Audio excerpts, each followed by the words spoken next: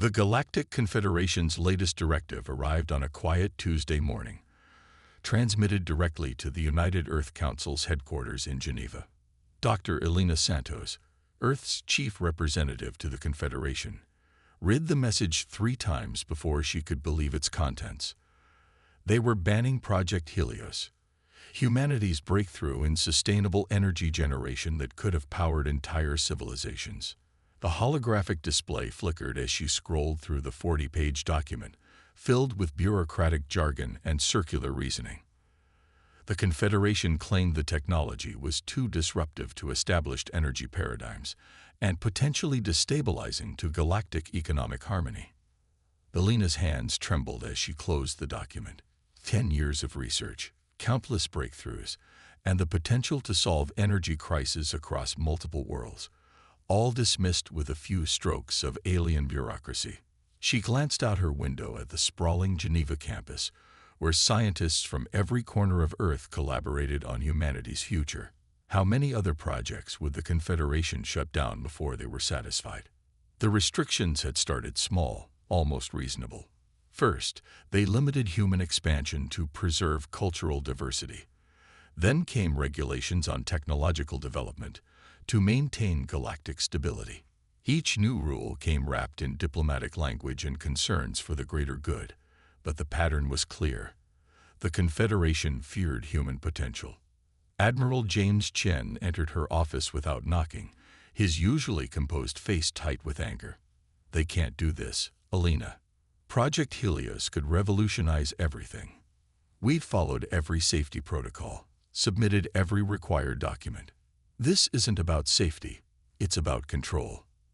"They can, and they did," Elena replied, her voice steady despite her inner turmoil. "Just like they banned quantum communications last year and neural interface technology the year before that. Always for our own good, of course." James paced the room, his military bearing slipping as frustration took hold. "Do you know what Commander Rodriguez told me yesterday? The Arcturians are developing something practically identical to Helios.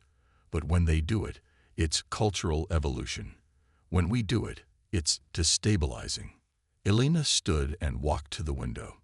Below, a group of young scientists huddled around a holographic display, their excited gestures suggesting another potential breakthrough. How long before the Confederation found a reason to shut that down too? "We've tried playing by their rules," James continued, "followed their protocols, filled their forms, attended their endless committees. And what has it gotten us? They're suffocating us, Elena. Not with weapons or sanctions, but with paperwork and regulations." A message flashed across Elena's desk. Another directive from the Confederation, this one suggesting limits on human AI research. She closed it without reading. "You know what's interesting, James? They never actually stop us from developing anything. They just bury us in so many restrictions and requirements that most projects die in development." "Death by bureaucracy," James muttered. "Clean, bloodless, and perfectly legal." Elena turned back to face him, her decision made. "Get me a secure channel to the Council. All members, highest encryption. And James, make sure there's no record of this meeting." The Admiral's eyebrows rose. "What are you planning?" "Something that will either get me fired or go down in history," she replied. "The Confederation wants to treat us like children. Fine. Let's show them just how creative humans can be when they're pushed too far." Within hours, the secure channel was established.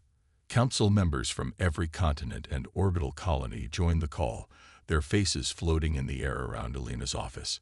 She took a deep breath and began.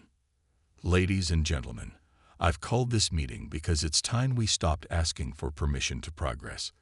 The Confederation has just banned Project Helios, and more restrictions are coming. We can continue playing their game, watching our species' potential wither under their rules, or we can do something so audacious, so undeniable, that they'll have to recognize us as equals." "What exactly are you suggesting?" asked Counselor Zhang, her holographic form leaning forward with interest. Elena smiled. "I'm suggesting we build something impossible, something that will force them to see us as we truly are, not as children to be managed, but as equals to be respected. And I know exactly how we're going to do it. The underground facility beneath the Atacama Desert hummed with energy as Dr. Elena Santos stood before the assembled team of Earth's finest minds. 3 months had passed since the Helios ban, and humanity's response was taking shape in secret laboratories across the globe. Project Defiance isn't just about building something impressive, Elena explained, gesturing to the holographic schematics floating behind her. It's about creating something that embodies everything they try to suppress: our creativity, our determination, and our ability to think beyond conventional limits. The schematics showed a massive construction, unlike anything humanity had attempted before.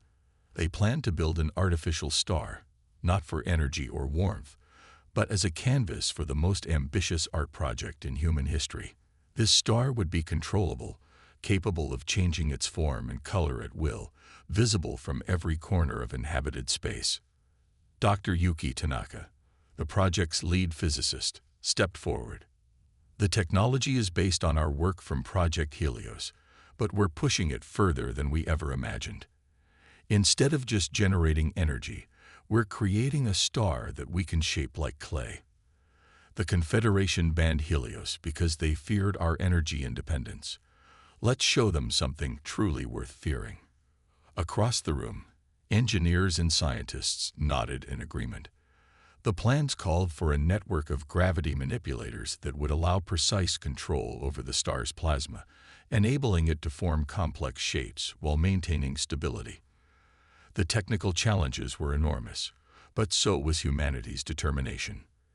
The key is the control system, explained Dr. Marcus Williams, head of the AI division. We're developing an artificial intelligence that can manage the countless variables involved in maintaining stellar cohesion while executing the transformations. The Confederation would have had us wait decades to develop this level of AI, following their safe progression protocols. Elena watched as the team dove into technical discussions, their excitement palpable. This wasn't just a scientific project. It was humanity's declaration of independence. The Confederation had tried to clip their wings. Instead, they had inspired humanity to soar higher than ever before. Construction began in secret, with components manufactured in facilities scattered across Earth and its colonies. To avoid detection, they disguised the project as a series of unrelated research initiatives. The Confederation's own bureaucracy worked against them. They were so busy monitoring official channels that they missed the quiet collaboration happening in the shadows. Admiral Chen coordinated the logistics, using his military experience to keep the massive operation hidden. The hardest part isn't building it, he told Elena during one of their secure briefings. It's building it without them noticing. We've got teams working in asteroid mines, deep-sea facilities, and orbital stations. One slip, and the whole thing falls apart. But humans had always excelled at improvisation. When Confederation inspectors visited a facility in Luna, they found exactly what they expected: a routine mining operation. They never noticed the quantum computers hidden behind false walls, processing the calculations needed to control a star. The project faced its first major crisis 6 months in. During a test of the gravity manipulation system, a power surge threatened to expose their activities to Confederation sensors. Quick thinking by the engineering team disguised the surge as a natural solar phenomenon, but the close call led to increased security measures. Dr. Tanaka's team worked tirelessly to perfect the plasma control mechanisms. Each test brought them closer to their goal, but also revealed new challenges. The artificial star needed to be stable enough to maintain its form, but responsive enough to change shapes on command. It was like trying to choreograph a dance using nuclear fusion as the dancer. We're not just pushing the boundaries of physics, Tanaka explained during a late-night lab session. We're rewriting them. Every problem we solve opens up new possibilities we never imagined. The AI system grew more sophisticated with each iteration. Dr. Williams and his team had created something revolutionary, an artificial intelligence that could think in stellar terms, manipulating plasma flows with artistic precision. The Confederation's restrictions on AI development had forced them to think creatively, resulting in innovations that might have never emerged under strict oversight. 1 year into the project, Alina stood in the observation room of their lunar facility, watching a test of the control system. Through the reinforced windows, she could see a miniature version of their planned star, its surface rippling and flowing like liquid gold. As she watched, the plasma formed complex patterns, each movement precisely controlled by the AI. "It's beautiful," Admiral Chen said, standing beside her. "But are you sure it will be enough?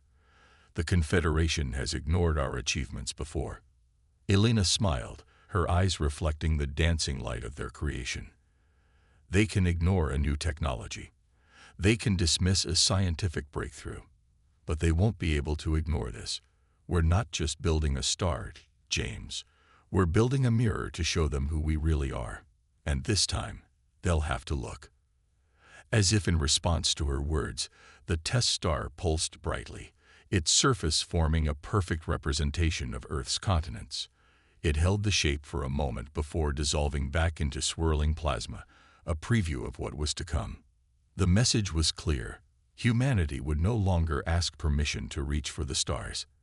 They would simply reach out and reshape them.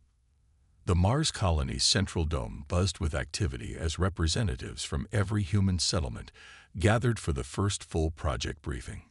2 years into Project Defiance, what had started as a secret initiative had evolved into humanity's largest cooperative endeavor. The time had come to coordinate their final push.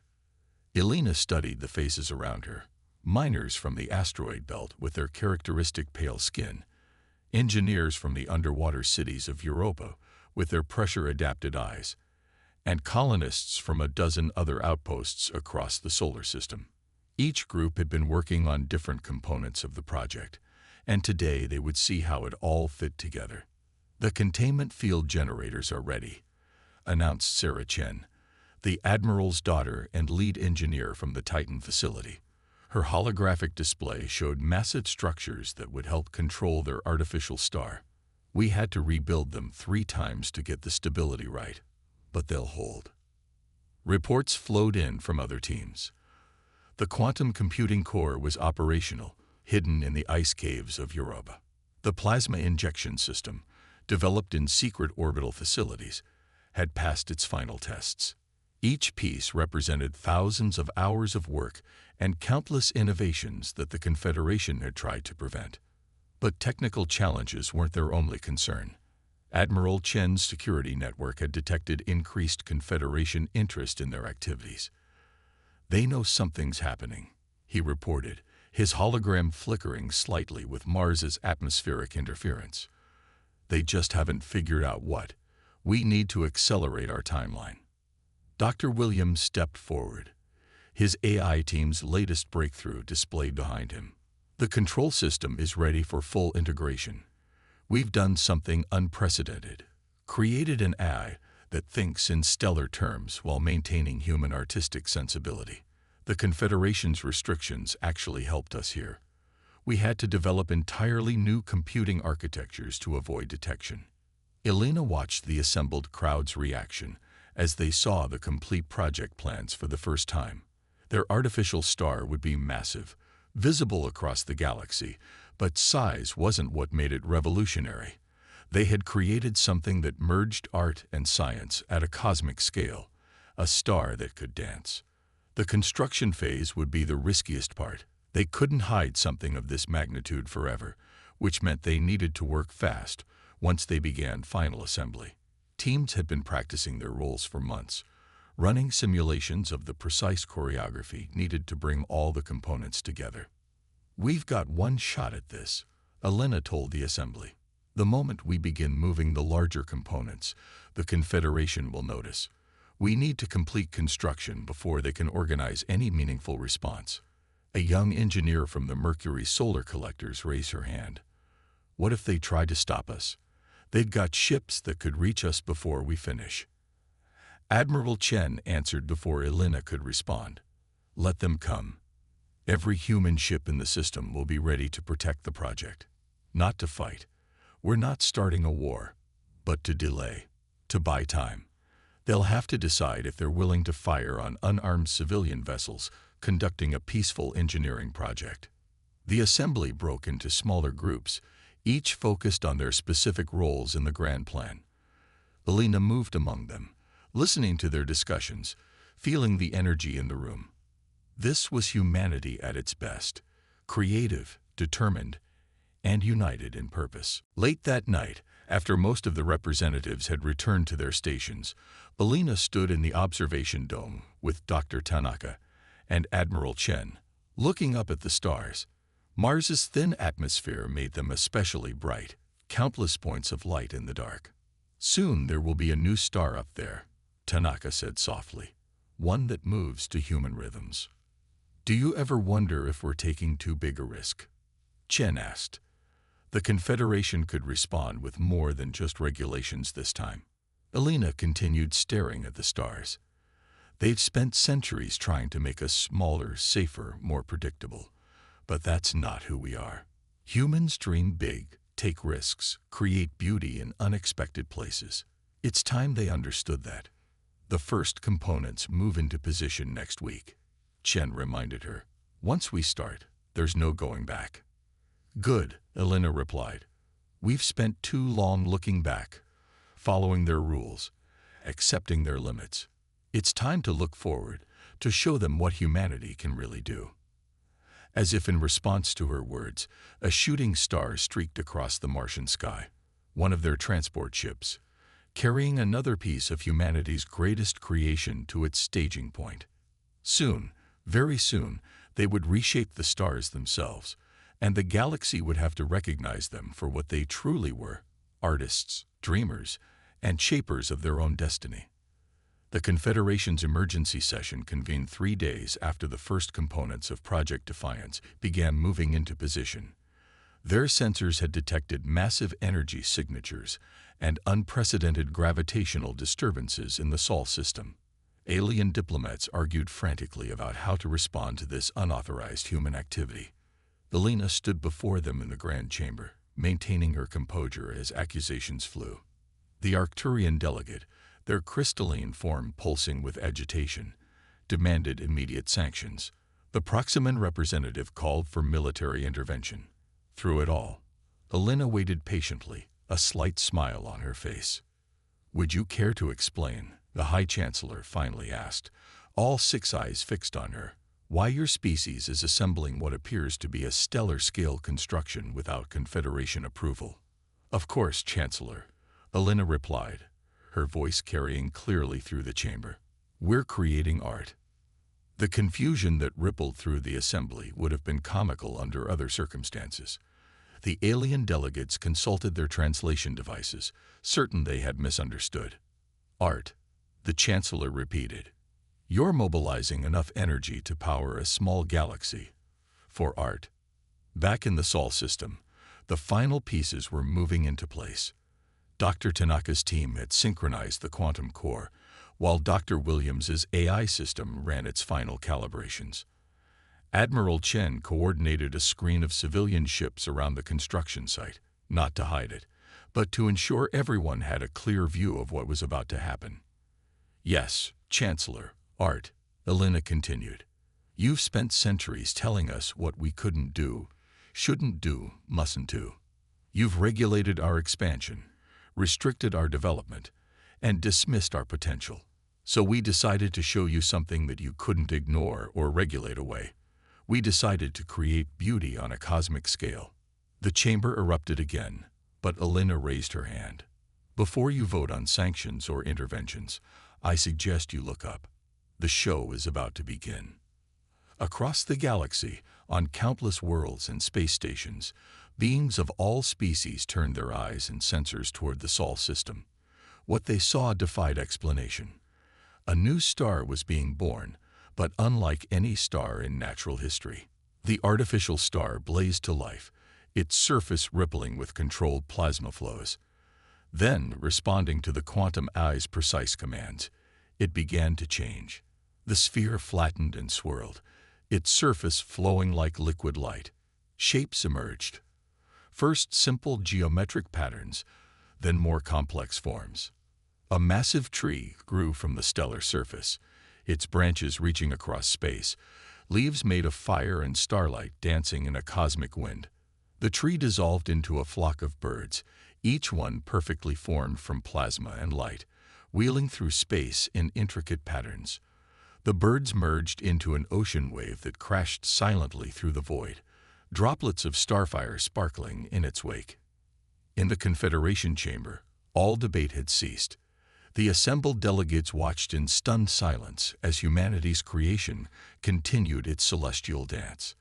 The display combined art and engineering at a scale never before attempted, demonstrating mastery over forces that most species considered untamable. "This is who we are," Elena said softly, but in the silence, every delegate heard her.